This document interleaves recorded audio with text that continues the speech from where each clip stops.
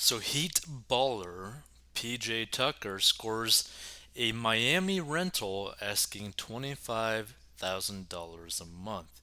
Now the thing is, he's one of the top, probably one of the top earners of basketball. I don't really know how much he's actually making, but I believe since I think it says that he's like a NBA star, right? He's probably making millions of dollars, right? So if you were to like view it in like the ratio of like, you know, millions of dollars versus $25,000 a month, that doesn't really seem like that big of a deal, right? But making choices like dropping 25K a month, right, is basically a bad habit to have, right?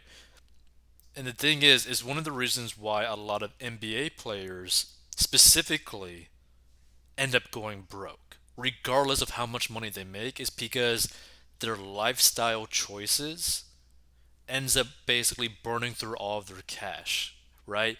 And you might be thinking like, oh, how can like NBA players who make like millions of dollars and get like millions of dollars in their contracts end up going broke?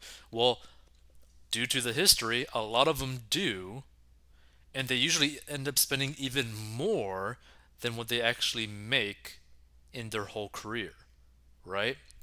Because they have a bad habit of spending more than they make. It's not an uncommon thing to happen. A lot of people, regardless of how much money they make, end up spending more money than what they actually make. Which is crazy because if you just followed a simple principle of spending less than what you make per year, you'll end up living a pretty okay life, regardless of how much that amount actually is, right? If you spent less than what you made per year and you made like 50K and you only spent 20K that year, you're doing okay. You're going to be probably richer than most doctors and most lawyers. Now, if you're making like $100,000, $200,000 a year, and you're only spending about 100,000 of that, that's pretty good. I said 200,000. Oh, never mind. I said I should fix that. I think I said 100 and $200,000. No, if you're making 100,000 and $200,000, like one of those, right between that, and you're only spending about $50,000, you're doing okay, right? Like you're doing actually very well, and you're living probably a very good life, right? So that's something to really keep in mind. So the NBA star forward and passionate sneakerhead PJ Tucker of the Miami Heat and wife Tracy just scored a waterfront rental home in Miami. It was last asking $25,000 a month, and the Heat baller is also well known for his sneaker collection. He honored the late fashion icon Virgil Abloh of Louis Vuitton by sporting a pair of off-white Jordan 5s with a personal tribute to Abloh to a game shortly after the designer's death last month. Tucker's new home is in the gated community Gables Estate, which singer Pharrell and healthcare billionaire Mike Fernandez and fellow Heat star Alonzo Mourning have called home. Our move to Miami came about very quickly, Tracy told Gimme. This property met several of our top needs, including safety and proximity to schools for our children. The incredible views of Biscayne Bay sealed the deal, and we love coming home to them every day. Built in 1968, it sits on 0.92 acres and last traded in 1989. Its current estimated worth is $30 million, brokers say, and the home's estimated value is $30 million it boasts. 7,343 square feet, 5 bedrooms, and 4.5 bathrooms.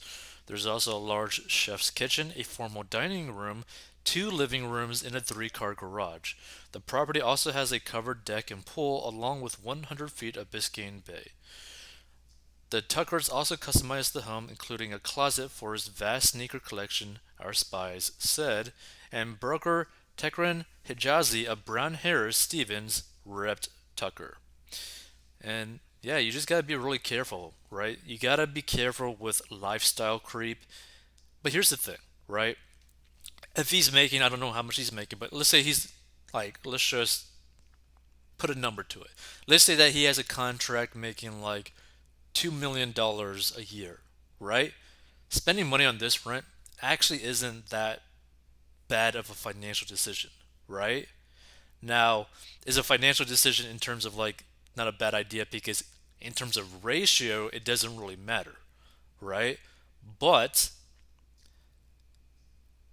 being in the habit of spending money on things that you'll never get back is not good, right? Like spending money on things that you will never, ever get back is not necessarily good. That being said, if he wants to make like memories with his family and all that kind of stuff, there's nothing wrong with that. Like if you have the money and you budget for it, there's nothing wrong with doing something like this. But here's the thing. If you don't got the money, don't do this. If you have to use debt to do this, don't do this. Right? So just keep that in mind. So if you want to learn how to get out of debt, go to 40inbox.com.